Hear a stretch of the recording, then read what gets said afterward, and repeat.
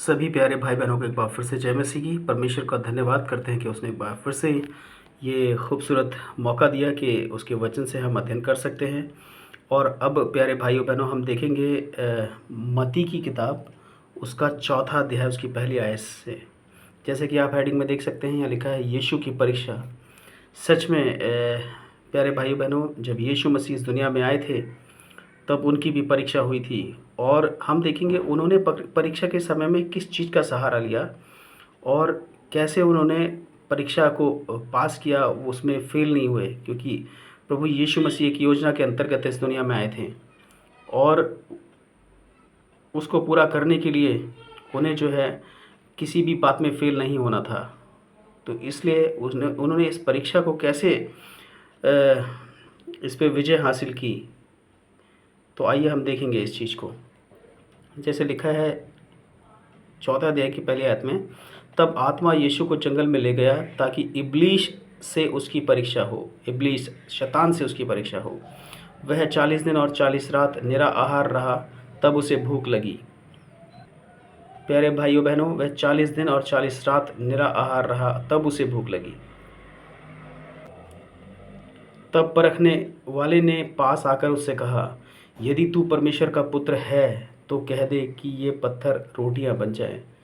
देखिए भाई, कैसे भाइयों बहनों, कैसा ट्रिकी वाला क्वेश्चन है, कैसे फंसाना चाहता है। वो कहता है यदि तू परमेश्वर का पुत्र है, मतलब वो ये कह रहा है यदि तू परमेश्वर का पुत्र, मतलब डाउट। लेकिन क्या एक पुत्र को नहीं पता कि वो किसका पुत्र है, या पुत्र है या नहीं है? तो मेरे भाइयों बहनों, यदि हमें आज इस बात का पता है कि हम परमेश्वर के हैं, तो हमें धैर्य रखना है, विश्वास रखना है। तो वो कहता है तो कह दे कि ये पत्थर रोटियां बन जाए।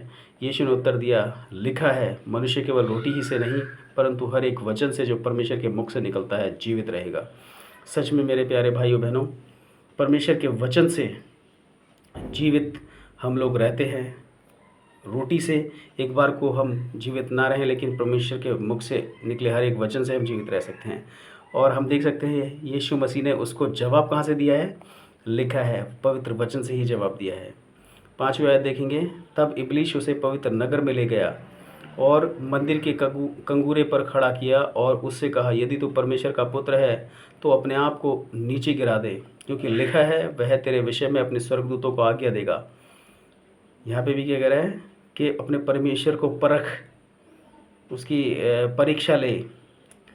तो प्रभु यीशु मसीह क्या जवाब देते हैं, और वे तुझे हाथों हाथ उठा लेंगे, कहीं ऐसा ना हो कि तेरे पाँवों में पत्थर से ठेस लगे। ये शैतान कहता है उससे कि अपने आप को नीचे गिरा दे, और परमेश्वर जो है अपने दूतों को, स्वर्गदूतों को ये आदेश देगा कि आपको धरती पर, ज़मीन पर गिरने से पहले ही ऊपर हाथों हाथ उठा लेंगे ताकि पैर में ठेस ना लगे।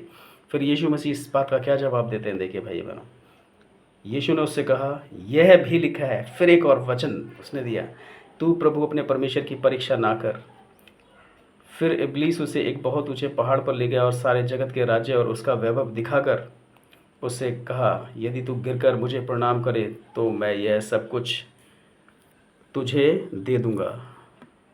मेरे प्यारे भाइयों बहनों, आज भी ऐसा ही हो रहा है। हम पैसे के लिए, इस दुनिया के वैभव के लिए, धन दौलत के लिए हम वचन के साथ कॉम्प्रोमाइज़ कर लेते हैं, लेकिन हमें ऐसा नहीं करना है, क्योंकि हमें पता होना चाहिए कि हम किसकी संतान हैं।